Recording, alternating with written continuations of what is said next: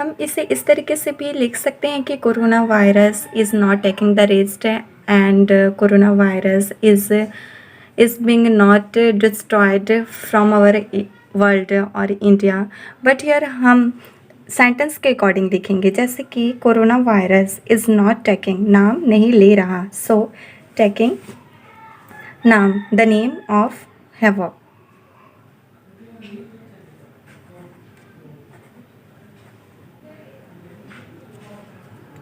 ऐसे में आपको सावधान रहने की ज़रूरत है। ज़रूरत है सो हम यहाँ पे नीड टू का यूज़ करेंगे।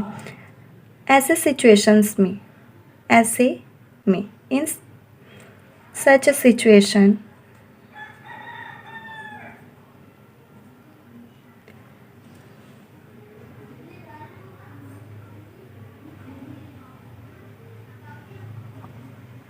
you need to be careful। घर से बाहर निकलने पर मास्क पहनना है। A mask on face when you get out of the house। wear, mask पहनना है, so wear a mask on face when you, जब भी, when you get out, बाहर जाते हैं, get out of the house, घर के बाहर। I know my writing is not very much well, but only I am trying to learn you.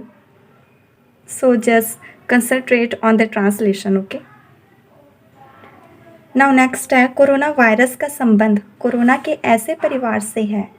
So यहाँ पे क्या आ जाएगा हमारा, कोरोना वायरस का संबंध। So corona virus belongs to such family, ऐसे सदस्य से है, such family of virus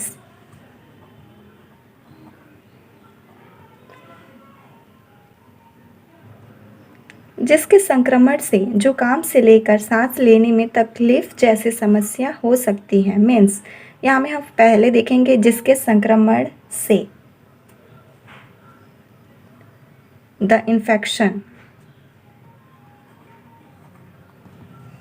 हो सकती है, सब्जेक्ट हो गया।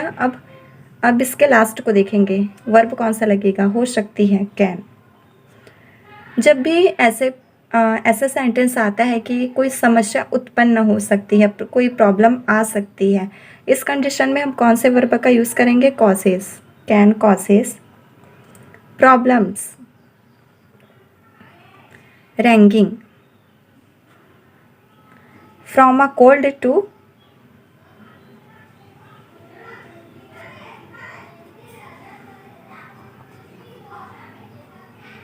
शॉर्टनेस ऑफ ब्रेथ, सांस लेने में तकलीफ जैसी समस्या। ठीक है, इस वायरस को पहले कभी नहीं देखा गया था। सो दिस वायरस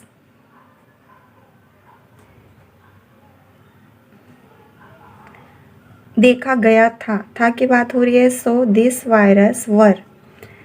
इस सेंटेंस में बहुत लोगों को ये कन्फ्यूज़न होता है कि हम यहाँ पे हैड का यूज़ करें कि वर का।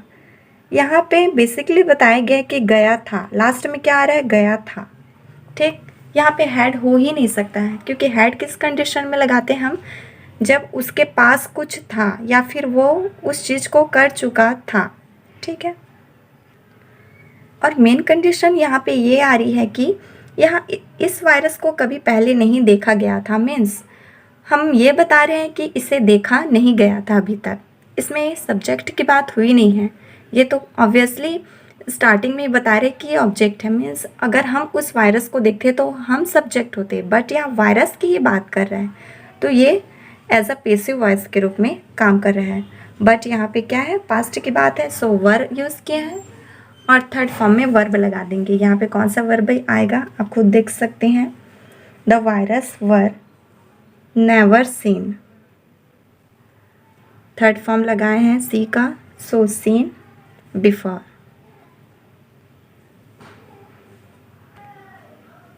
इस वायरस का संक्रमण दिसंबर में चीन के वुहान से शुरू हुआ था। पहले इसको लेंगे, इस वायरस का संक्रमण। सो दिस वायरस इन्फेक्शन हुआ था, started in December in Wuhan. Comma का यूज़ किया है और डायरेक्ट चाइना लिखे। यहाँ पे हम इन चाइना भी कर सकते थे, बट एक स्टैंडर्ड फॉर्म के लिए हमने यहाँ कॉमा का यूज़ किया है। ओके, नेक्स्ट देखते हैं।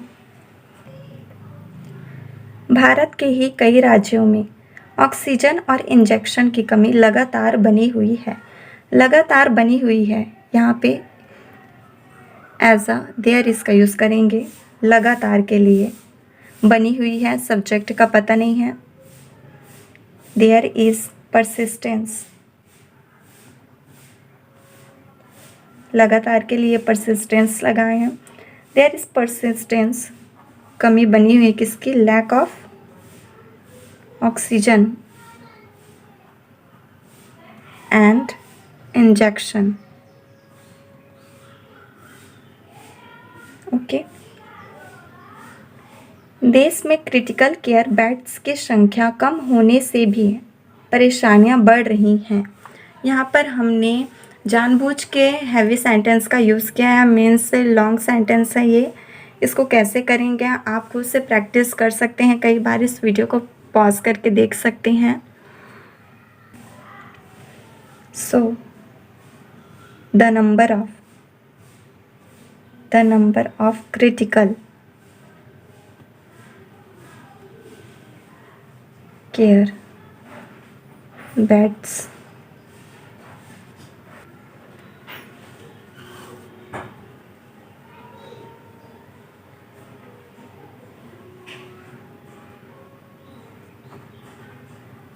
in the country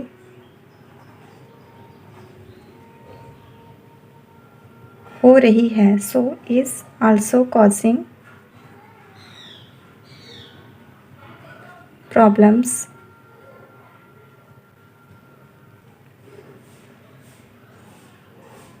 कोरोना का यह स्ट्रेन ज़्यादा खतरनाक बताया जा रहा है। सो दिस स्ट्रेन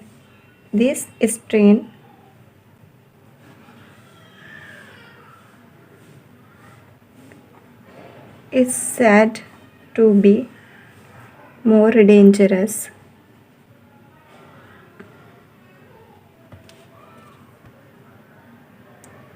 पर हमें इससे ज़्यादा डरने की कोई आवश्यकता नहीं है। यहाँ पर फिर आ गए हम।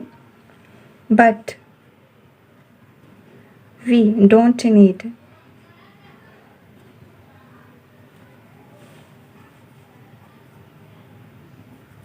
To be afraid much.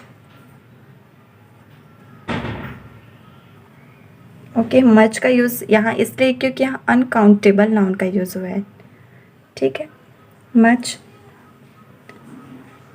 जो कुछ होगा अच्छा ही होगा। वॉट एवर, जो कुछ, what ever happens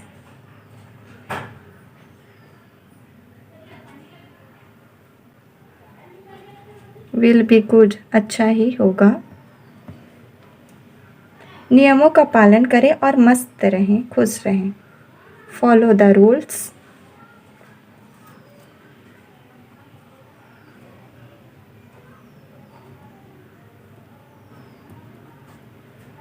be cool and be happy.